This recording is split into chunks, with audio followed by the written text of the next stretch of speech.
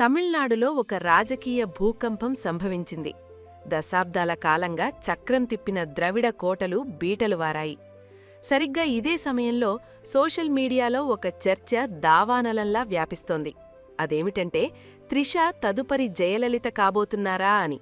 అయితే ఇది వినడానికి మనకు కొంచెం ఆశ్చర్యంగా అనిపించినా నెటిజన్లు ఎంచుతున్న పోలికలు, మారుతున్న రాజకీయ పరిణామాలు చూస్తుంటే ఇది కేవలం పుకారు మాత్రమే కాదు అనిపిస్తోంది.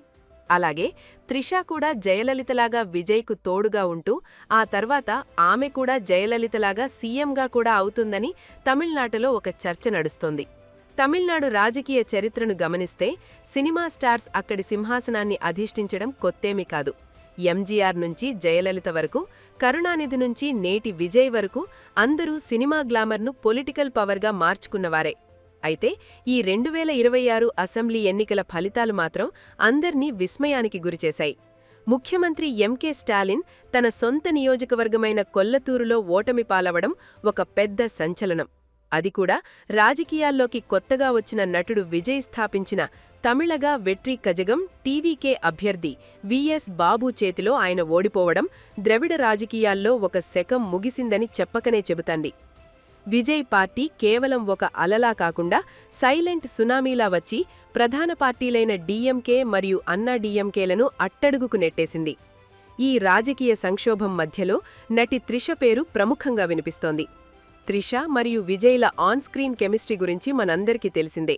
గిల్లీ నుంచి లియో వరకు వీరిద్దరూ వెండితెరపై ఎన్నో బ్లాక్ బస్టర్ హిట్స్ ఇచ్చారు.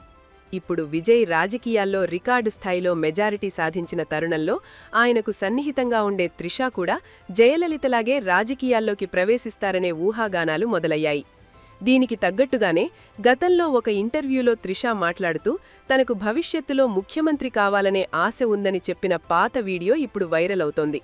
ఇది కేవలం సరదాగా అన్న మాటలా లేక నిజంగానే ఆమెకు రాజకీయ ఆశయాలు ఉన్నాయా అనే చర్చ జరుగుతోంది. అసలు త్రిషకు జయలలితకు మధ్య ఉన్న ఆ 6 పోలికలేమిటో ఇప్పుడు చూద్దాం. మొదటిది వారి సామాజిక నేపథ్యం. ఇద్దరూ బ్రాహ్మణ కుటుంబాలకు చెందినవారు. రెండవది విద్య. జయలలిత చెన్నైలోని ప్రతిష్టాత్మక చర్చి పార్క్ స్కూల్లో చదువుకున్నారు. విశేషమేమిటంటే త్రిష కూడా అదే స్కూల్లో చదువుకుంది. మూడవది వారి వృత్తిపరమైన విజయం. జయలలిత తన కాలంలో నంబర్ 1 హీరోయిన్గా దశాబ్దాల పాటు వెలిగారు. త్రిష కూడా గత 20 ఏళ్లుగా సౌత్ ఇండియన్ సినిమాల్లో అగ్ర కథానాయకుగా రాణిస్తూ క్వీన్ ఆఫ్ సౌత్ ఇండియా అని పిలిపించుకుంటున్నారు. నాలుగవది వ్యక్తిగత జీవితం. ఇద్దరూ ఇప్పటికీ వివాహం చేసుకోలేదు మరియు పిల్లలు లేరు. ఐదవది రాజకీయ గురువులు. జయలలిత రాజకీయ అరంగేట్రం ఎంజీఆర్ నీడలో జరిగితే ఇప్పుడు త్రిషకు విజయ్ రూపంలో ఒక బలమైన మద్దతు లభిస్తోందని నెటిజన్లు భావిస్తున్నారు. ఆరవది అభిమానుల పిలుపు. జయలలితను ప్రజలు ఆత్మీయంగా అమ్మా అని పిలిచేవారు. ఇప్పుడు త్రిషను కూడా కొందరు అభిమానులు మామీ అని సంబోధించడం విశేషం. అయితే జయలలిత జీవితం ఒక పోరాటగాథ. మైసూరులో కోమలవల్లిగా జన్మించిన ఆమె చిన్నతనంలోనే తండ్రిని కోల్పోయి ఆర్థిక ఇబ్బందుల వల్ల ఇష్టం లేకుండా సినిమా రంగంలోకి రావలసి వచ్చింది. 1961లో ద ఎపిసోడ్ అనే ఇంగ్లీష్ సినిమాతో మొదలైన ఆమె ప్రయాణం 140 సినిమాల వరకు సాగింది. ఆమె అందం, అభినయం చూసి శివాజీ గణేశన్ ఆమెను తంగచ్చిలై అంటే బంగారు బొమ్మ అని వర్ణించారు.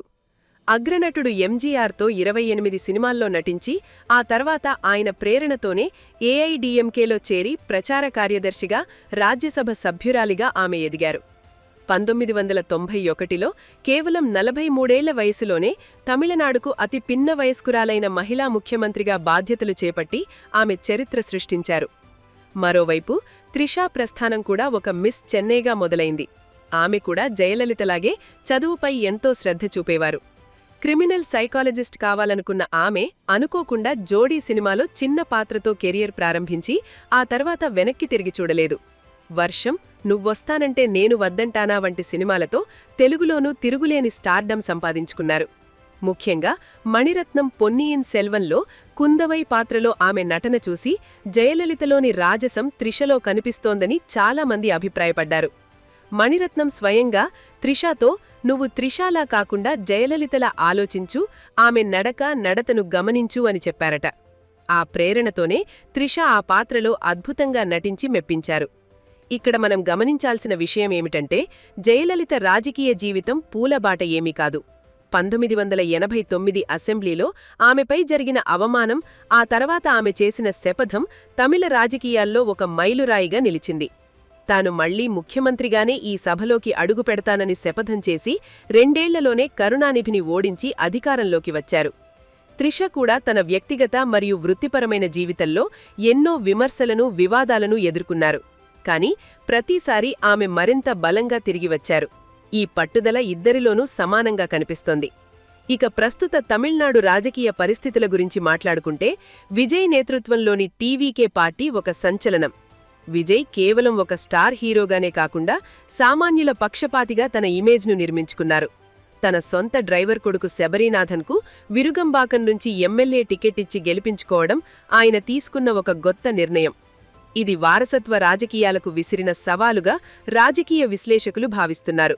స్టాలిన్ ఓటమికి ప్రధాన కారణం వారసత్వ రాజకీయాలు, తన కుమారుడు ఉదయనిధిని అతి తక్కువ కాలంలోనే ఉపముఖ్యమంత్రిని చేయడం ప్రజలకు నచ్చలేదని స్పష్టమవుతోంది. నీట్ పరీక్ష మినహాయింపు వంటి ఇచ్చిన హామీలను నెరవేర్చకపోవడం కూడా డీఎంకేకు చేటుచేసింది. విజయ్ మరియు త్రిషాల కలయిక వెనక ఉన్న రాజకీయ సమీకరణాలు కూడా చాలా లోతైనవి. ఏఐడీఎంకేలో జయలలిత మరణం తర్వాత ఏర్పడిన శూన్యతను విజయ్ భర్తీ చేస్తున్నట్లు కనిపిస్తోంది.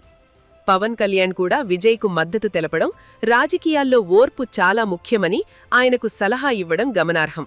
జయలలిత ఎలాగైతే ఎంజీఆర్ వారసురాలిగా తనను తాను నిరూపించుకున్నారో, రేపు త్రిష కూడా విజయ్ పార్టీలో కీలక పాత్ర పోషిస్తారా అనే చర్చ జరుగుతోంది. విజయ్ తన రాజకీయ ప్రయాణంలో త్రిషను ఒక స్టార్ క్యాంపెయినర్గా లేదా భవిష్యత్తులో ఏదైనా బై ఎలక్షన్లో అభ్యర్థిగా నిలబెట్టే అవకాశముందని పుకార్లు వినిపిస్తున్నాయి. అయితే జయలలిత స్థాయికి చేరుకోవడం అంత సులభం కాదు.